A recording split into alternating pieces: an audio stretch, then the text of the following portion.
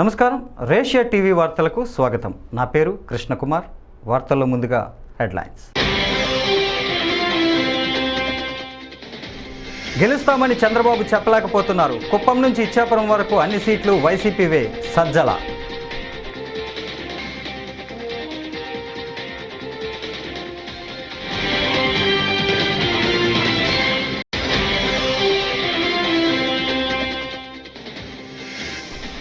వైసీపీకి ప్రతిపక్ష హోదా కూడా దక్కదని మాజీ మంత్రి దేవినేని ఉమామహేశ్వరరావు వ్యాఖ్యలు.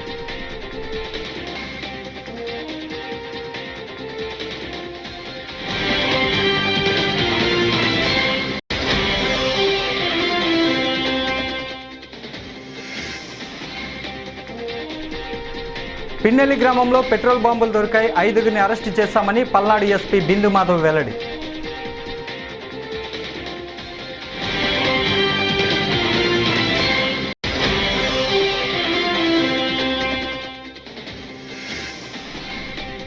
ఎన్జీటీ ఆదేశించిన ఇసుక తవ్వకాలు ఆగడం లేదని విమర్శించారు మాజీ మంత్రి నక్కా ఆనందబాబు.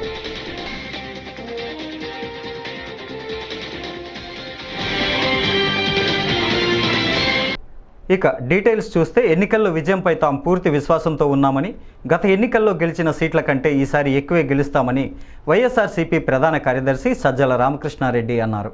శుక్రవారం ఆయన తాడేపల్లిలోని ఆ పార్టీ కేంద్ర కార్యాలయంలో మీడియాతో మాట్లాడుతూ ఓటింగ్ సరళిని చూసి ప్రభుత్వ వ్యతిరేక ఓటు అనుకోవద్దన్నారు. చంద్రబాబుకు ఆయన మీదే ఆయనకే నమ్మకం లేదని, చంద్రబాబు పూర్తిగా నెగిటివ్ క్యాంపెయిన్ చేశారని, జగన్ ప్రచారం ప్రజల్లోకి బలంగా వెళ్ళిందని, కుప్పంలోనూ వైఎస్ఆర్సీపీ గెలవబోతోందని, కుట్రపూరితంగా కేంద్ర సహాయంతో కొందరు అధికారులను తప్పించారు, ల్యాండ్ టైటిలింగ్ చంద్రబాబులో అర్థం లేని ఆరోపణలు చేస్తున్నారని, చంద్రబాబు హామీలపై ప్రజలకు నమ్మకం లేదని సజ్జల పేర్కొన్నారు. మాకైతే ఖాయంగా కనపడుతోంది, గవర్నమెంట్ వస్తుంది, చాలా బాగా వస్తుంది. మొన్నటికి అంతకుముందు కూడా జరిగింది, మిగిలిన చోట్ల జరిగిన చోట్ల కూడా పోలింగ్ పర్సెంటేజ్ పెరిగాయి. ఓటింగ్ జరిగే శాతాన్ని బట్టి చూసి యాంటీ ఇన్కంబెన్సీ అనుకుందామంటే మీరు గమనించిన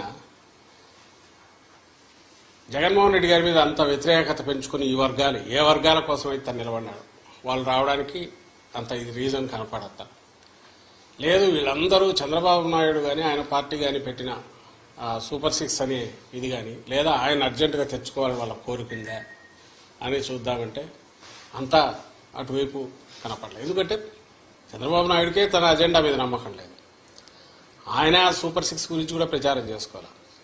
ఆయన ఎంతసేపు ఉన్నా జగన్మోహన్ రెడ్డి గారి మీద వ్యక్తిగతంగా దాడులో, లేదా వివేకానంద రెడ్డి హత్యను, ఇంకా గొడ్డలు అనడము, ఇంకోటి కుటుంబం దీన్ని వాళ్ళకి సంబంధించిన కుటుంబ సమస్యల గురించి తీసుకొచ్చి పెట్టడము, లేదు లాస్ట్లో ల్యాండ్ టైటిలింగ్ యాక్ట్ అని ఇంకోటి తీసుకొచ్చి ఒక అర్థం లేని ఇది దేన్నైతే వాళ్ళు ఆ రోజు సపోర్ట్ చేశారు, దేన్నైతే ఈరోజు ఐ థింక్ నీతి ఆయోగ్ వాళ్ళ దాంట్లో కూడా ఉంది, దాన్ని ఒక ఇష్యూ కింద చేసి ఆయన ఇచ్చిన హామీలే గట్టిగా చెప్పుకోలేని వచ్చాడు.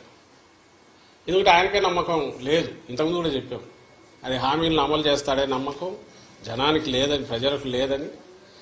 అది ఆయనకు అవగాహన ఉంది కాబట్టి అది వదిలేసి కేవలం వైఎస్ఆర్ కాంగ్రెస్ పార్టీని లేదా వైఎస్ఆర్ కాంగ్రెస్ పార్టీ నాయకులను, అందుకంటే ముఖ్యంగా జగన్మోహన్ రెడ్డి గారిని వ్యక్తిగతంగా దూషిస్తూ మొత్తం వాళ్ళ క్యాంపెయిన్ అంతా దాంట్లో నడిచింది.